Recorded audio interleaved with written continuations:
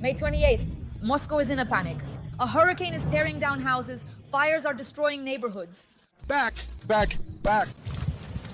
Oh, the little fir tree caught fire. Ah, damn, the wind is fanning the flames. Everything is burning. This is terrible.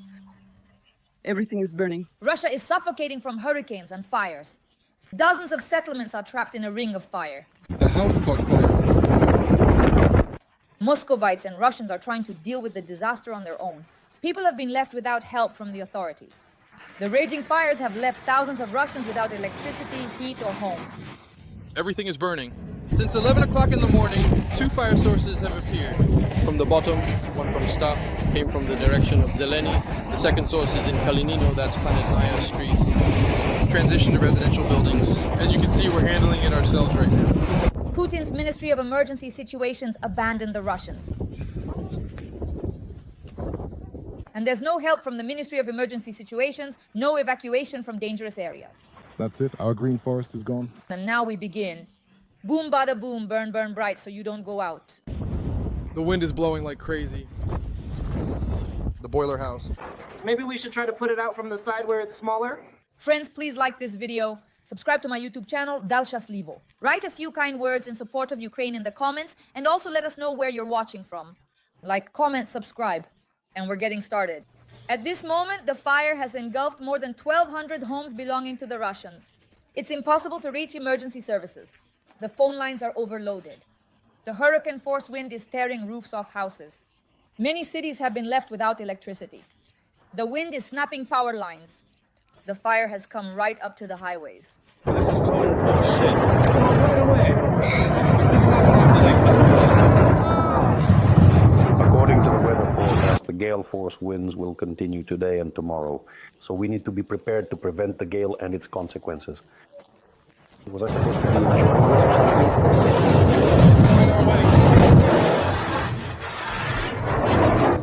Back. In this kind of weather, any discarded match, cigarette, or broken glass can turn into a real disaster, which in fact is exactly what we're seeing today. Because the main cause of the fires we're seeing today, there are already more than 40 of them, is of course human error. More than 50 fires across over 100 hectares of Russian land. This is divine punishment for Russia's invasion of Ukraine.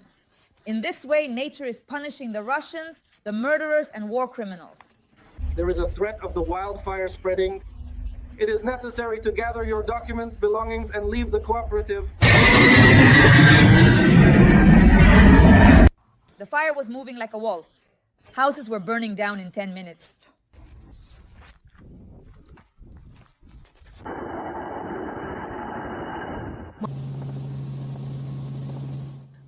Looks like someone is setting it on purpose. Look at what's happening. There's nothing left. It's pretty hot. But at least the wild rosemary looks beautiful. It's absolutely impossible to get through these thickets. Oh. We have cameras set up at the dumpster and at the entrance, but no one showed up on the cameras because apparently they came from the forest and set fire to the plot at the edge. That's it. Yes, it was arson. What date was it? It happened during the night from May 9th to 10th at 1 in the morning. Set? Yes. That's why we went over everything with the owners, and things like a fire from a barbecue or something like that are completely ruled out. Were the owners there? The owners were on site. They were grilling kebabs at 6 in the evening. They closed everything up, poured water over everything, and only left at 10 o'clock. Do you understand? Yes. What time did the fire start? And the fire started at 20 to 1 at night. It's 20 to 1 at night? Yes. And what did you do next? Well, what did we do? We put out the fire, and in the morning I contacted our firefighters, the ones who oversee us, to ask what we should do. They said that maybe if possible investigators would come and take a look. Then we contacted the police, and now the police have also officially recorded this incident. So yesterday we organized a patrol together with neighboring cooperatives. These are Energetic, Nadezhda, and Svetofor. About 30 of our people came out. 35 people. We always have water on our plots. All the plots are connected to water. People came out with equipment. That is, we are constantly monitoring here. We keep an eye on our area and the entrance to the forest. Yesterday we opened it up so that the fire truck could go into the forest. We have a barrier there. That's why no unnecessary vehicles come through here in this direction. We know all our people. That's why from Sosnovi all the way up to the very top, of course, we monitored the road yesterday, making sure there were no outsiders. and we took care of all those issues. Were the women there with your boiler too? Yes, that's Tamara Nikolaevna, number 58. I basically know everyone.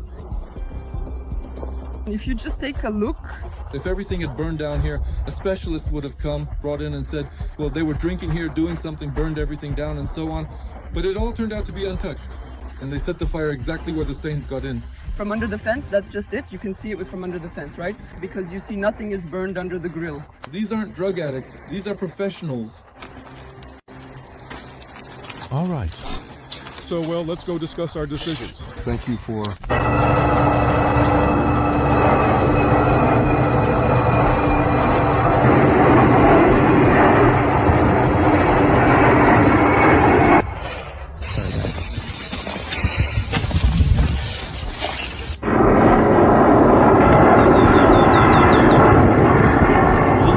Of the Smolensk rural settlement, there is currently a forest fire covering an area of 1,000 hectares. A team of 120 people and 37 pieces of equipment have been deployed. A state fire supervision inspection is being conducted regarding the fire. The cause of the fire and the exact damage are being determined. Every voice matters. Join our community, support independent journalism and help us bring you the truth from Ukraine. Become a member of Ukraine Today. Join us now.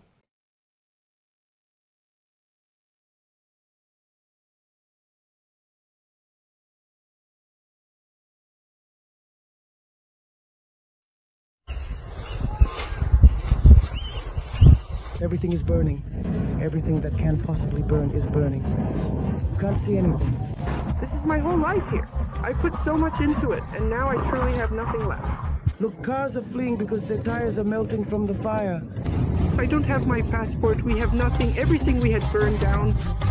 We only managed to save ourselves. This is karma. A state of emergency has been declared in Russia. More than 150,000 Russians are without power. A large-scale evacuation has begun. The roads are blocked. Everything is closed. There's no way to get anywhere. Massive fires and hurricanes. Gas district. Fire is burning right along the road. Dozens of villages are engulfed in flames. The fire has come dangerously close to major cities.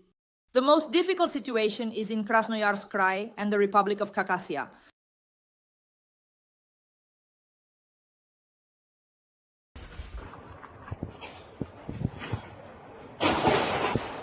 They're honking. We're running away because the flames are coming toward us. Oh my God. Just like that, right here. There it is, the flame right next to us.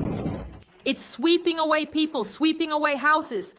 Hurricane-force winds have hit several regions of Russia at once, and massive fires are destroying Siberia. This is my whole life here. I truly put so much into it, and now I have nothing left.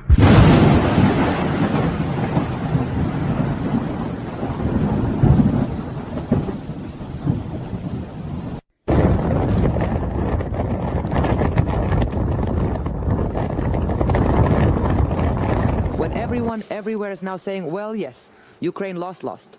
Now the only question is how. Well, here's the map, like this, or like this, or like this, or like this. So how did it lose? That's the only question now, right? They miscalculated. Leonid, before I hand the floor over to you, ladies and gentlemen, I'd like to play for you, well, in honor of the anniversary, if you will, that well-known and famous toast by Comrade Stalin. Comrades. Ladies and gentlemen, allow me to formally propose one more final toast. I would now like to raise a heartfelt toast to the health and well-being of our Soviet people, and above all, to the great Russian people. I drink first and foremost to the health of the Russian people, because they are the most remarkable and outstanding nation among all the nations that make up the Soviet Union.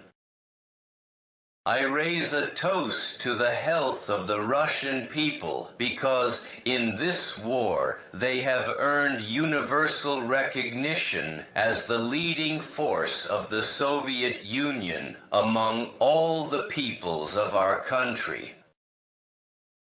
I raise a toast to the health of the Russian people, not only because they are the leading nation, but also because they possess a clear mind, steadfast character, and patience.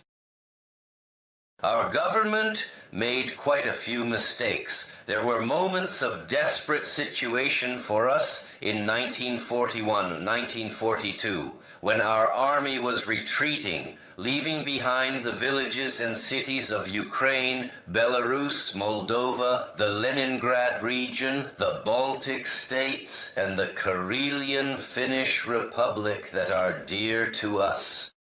They retreated because there was no other choice. Another people might have said to the government, "You have not lived up to our expectations. Step aside. We will put in place another government that will make peace with Germany and bring us peace." But the Russian people did not do this because they believed in the correctness of their government's policy and were willing to make sacrifices to ensure the defeat of Germany. And this trust of the Russian people in the Soviet government turned out to be the decisive force that ensured the historic victory over the enemy of humanity, over fascism. Thank you sincerely and wholeheartedly to the Russian people for this trust. Well, obviously. To the continued health of the Russian people.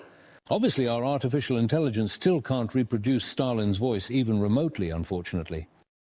But the logic is clear. The demand for victory comes from the people and can only be ensured by the will of the people. As for today's VV, the Commander-in-Chief Vladimir Vladimirovich, he is a single person on whom almost the entire weight of our history rests. If it weren't for him, we would have found plenty of traitors, plenty of people willing to surrender to the West. Today, he bears a great burden of responsibility for the existence of Russian civilization. If you've noticed, deacons mention not only by name. By name we commemorate only the Holy Patriarch and the Commander-in-Chief, the head of our state, God's servant Vladimir. We also mention him by name because right now everything rests on him. He is like a galley slave chained to the oars, rowing this boat called Russia, not letting it crash, you see? Meanwhile, we're relaxing there. Everything has been arranged for us. Moscow is beautiful, polished. There are flowers, ice cream, free concerts, scooters, and boats sailing along the Moskva River. And at the same time, somewhere on the front line, a 19-year-old boy is bleeding out, defending himself, firing back with his comrade against superior enemy forces. And somewhere in some office, someone is working without sleep, without rest, without a break so that we can live, while we like drones eat, drink, dress up, stroll around, and have fun. And during this time, someone is fighting for us, building, crying, praying, dying, enduring pain, and so on and so forth. Christians must understand that we are all debtors, we live on borrowed time. In general, I absolutely agree with the degree of drama here, so to speak. I also believe that this is a national disaster. The other thing is I don't see any way out at all. I don't believe in any ideology whatsoever. The only thing I keep suggesting on Solovyov Live is, let's just abolish pensions to hell. If you have children and raise them, then you'll have something to live on in old age. If not, you'll die. And many girls actually marry Muslims because the men there propose, well, quite quickly. While our guys, these vegetables, just go to the barber shop and the gym, right? And it's always something. Either they don't have money, or they haven't figured things out yet, or it's work, or their mom won't let them. Seriously, it's like a vegetable warehouse, you know, with a tricolor flag. I have so many acquaintances, girls who married migrants from Asia or people who came here and so on. They got married because someone actually proposed to them. You know, it was already out of desperation. Between May 20th and May 22nd, the enemy attempted to carry out a massive strike using fixed-wing unmanned aerial vehicles against the territory of the Russian Federation. During this period, air defense systems destroyed 1,177 enemy unmanned aerial vehicles. And during this attack, the president of Russia was working in the Kursk region. That's absolutely correct.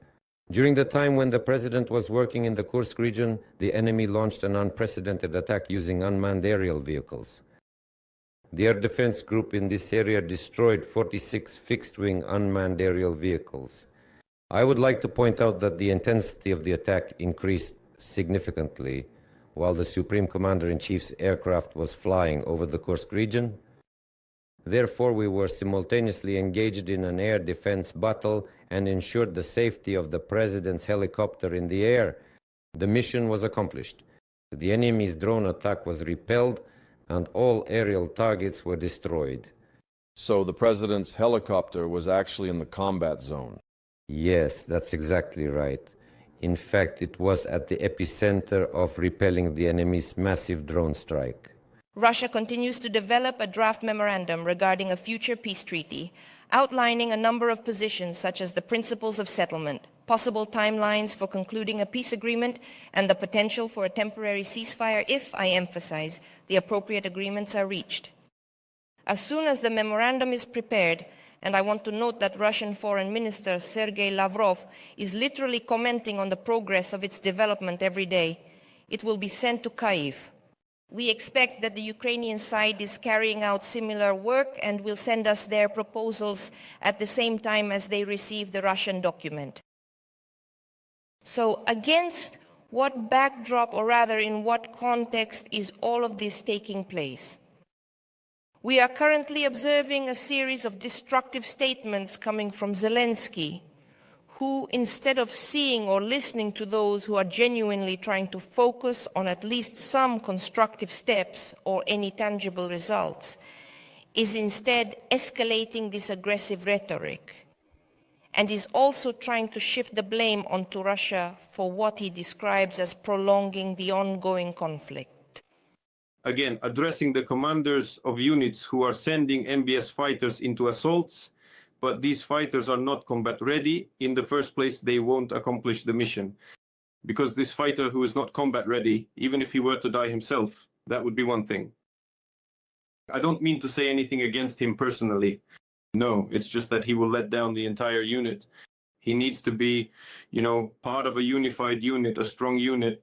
But if he himself is barely standing, one leg on a crutch, the other holding a rifle, he's just trying to survive, right? He's not thinking about accomplishing the mission. He's more focused on saving himself. And as a result, he won't complete the task and will let the whole unit down. That's why I'll say it again. This is not how you accomplish a mission. This is not how wars are won. Yeah. It's like in the army. Those who know how to fight should be the ones fighting. Listen, but if we announce mobilization now, do you think we'll be able to gather the necessary number of, combat-ready people? Yes, of course. Of course we will. That's another question. Even if, I'll say it again, even if, for example, the National Guard hasn't been involved, that's hundreds of thousands of people. If at least 10 or 20% of them were sent to the front, then yes. And the most important thing is that we need to cancel these decrees from July 23rd, which I consider constitutional and do not bring victory closer. I mean the increase of the maximum service age limit to 65 years. And most importantly, the indefinite contracts. Even if contracts are made short-term now, maybe mobilization won't even be necessary. When a recruit knows that in any case, he will return home, well, if he survives, right? He has a specific term. For example, his term ends on September 1st, and then he can go home. If he wants, he can sign up again. If not, then it's just goodbye. If things work like they do in volunteer units, then maybe mobilization won't even be needed. And there will be an even bigger wave of people wanting to go to the front, especially if... Please like this video and subscribe to my YouTube channel, Dasha Shaslivaya. We work for an audience worldwide, so people know the truth about Russian aggression, about Russia's war against Ukraine. That's why every like, comment, and subscription helps ensure as many people as possible around the world see this video. Stay with us. Stay on the bright side. Friends, glory to Ukraine. Glory to the heroes. We will definitely win.